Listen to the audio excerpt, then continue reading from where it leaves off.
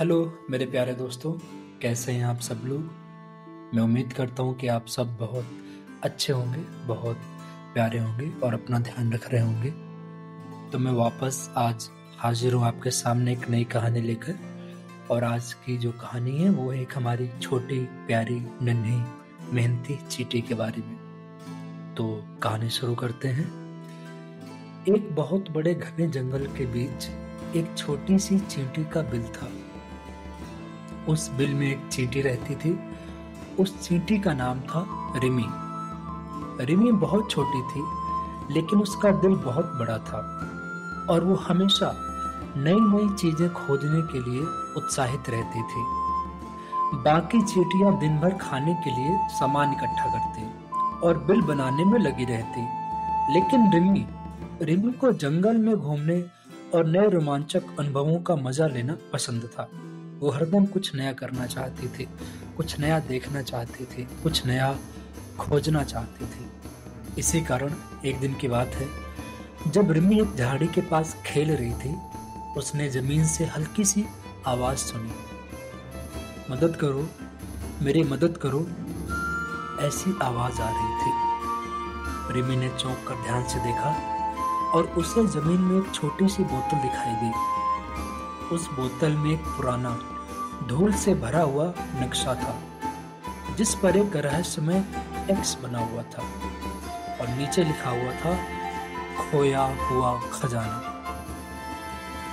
रिमी ने सोचा, क्या ये सच में खजाना है? क्या ये खजाने का मैप है, रास्ता है, नक्शा है? रिमी ने जल्दी से नक्शे को खोला और देखा कि खजाना कहाँ है।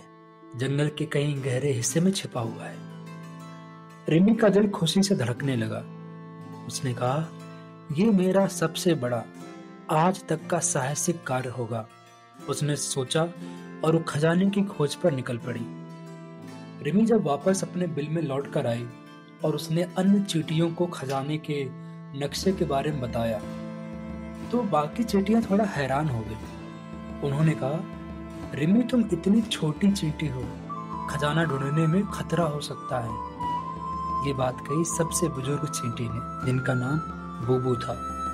टीम की एक जो मुखिया थी चींटी टीम की, उनका नाम था मीनू। उन्होंने कहा, हाँ, हमें बस अपना काम करना चाहिए, भोजन इकट्ठा करना चाहिए, बिल बनाना चाहिए, बस कोई भी खजाना हमें ढूंढना नहीं चाहिए। लेकिन रिमी ने तय किया था कि वो अकेले खजाना ढूंढने जाएगी और उसने कहा, मैं जा रही हूँ, चाहे कोई भी साथ चले या नहीं, मैंने ठान लिया है और मैं खजाना ढूंढने जाऊंगी। रिमी अपने छोटे से खाने का डिब्बा लेकर निकल पड़ी। जंगल में चलते चलते उसे एक अंधेरी गुफा दिखाई दी। नक्शे के मुताबिक खजाना उसी गुफा के अंदर था, लेकिन गुफा इतनी अंधेरी थी कि रिमी कुछ देख नहीं पा रही थी। तभी रिमी ने देखा कि एक जुगनुओं का झुंड गुफा के अंदर घुसा और उसने गुफा के अंदर के अंधेरे को गायब कर दिया। पूरी गुफा जुगनुओं की रोशनी से रोशन हो गई। जुगनुओं ने कहा, हम तुम्हारे रास्ते को रोशन करेंगे। रिमी ने कहा, थैंक यू। और अब रिमी को रास्ता दिखाई देने लगा। वो धीरे धीरे गुफा के अंदर गई। कुछ समय बाद उसने देखा कि एक चमकदार चीज दूर से चमक रही है। क्या ये खजाना है? रिमी ने कहा और अपने कदम तेजी से उसने बढ़ाए। जब रिमी उस चमकदार वस्तु के पास पहुंची तो उसने देखा कि वहां एक सुंदर सोने का संदूक रखा हुआ है। वो संदूक बक्सा कुछ पुराना है, लेकिन उस पर रंगीन रत्न जड़े हुए हैं, हीरे मोती। ये तो खजाना है, रिमी ने खुशी से कहा। उसने संदूक खोला और देखा कि उसके अंदर न सिर्फ उस सोने के सिक्के और हीरे जवाहरात थे, बल्कि कुछ मीठे फल और बीज भी थे। ये खजाना सोने का नहीं, बल्कि सभी जंगल वासियों के लिए एक उपहार था। रिमी ने कुछ बीज और फल निकालकर अपने डिब्बे में भर लिए और खजाना फिर से बंद कर दिया। ये खजाना अब मैं सभी के साथ बांटूंगी, उसने सोचा। रिमी जब घर लौट रही थी तो उसने रास्ते में जुगनू और तितलियों से अपनी खोज के बारे में बताया और उन्हें भी खजाने का कुछ हिस्सा दिया और उनका शुक्रिया अदा किया। जब वो वापस अपने घर में लौटे अपने बिल में, तो बाकी सभी चींटियां उसकी खोज देखकर हैरान हो गईं। रिमी, तुम सच में खजाना ढूंढ लाई? बुबू ने कहा। बुबू ने आश्चर्यचकित होकर कहा, तुमने तो बहुत बहादुरी दिखाई। मीडू ने कहा। मीडू मुखिया थी सारी चींटियों की। रिमी मुस्कुराई और बोली, ये सिर्फ मेरा खजाना नहीं है, ये सभी का खजाना है। हम सब इसे मिलकर साझा करेंगे। ये हम सबका खजाना है, हमारी फैमिली का खजाना है। अगले दिन पूरे बिल की चींटियां रिमी के साथ जंगल में चलकर उस खजाने को लेकर आईं। उन्होंने इन बीजों को जमीन में बोया और फलों और रत्नों को सभी जंगल वासियों में बांट दिया। उस शाम को पूरे जंगल में एक बहुत बड़ा उत्सव मनाया गया। रिमी को उसकी साहसिकता और मेहनत के लिए सम्मानित किया गया। सच्चा खजाना कभी भी सिर्फ सोने और रत्नों का नहीं होता।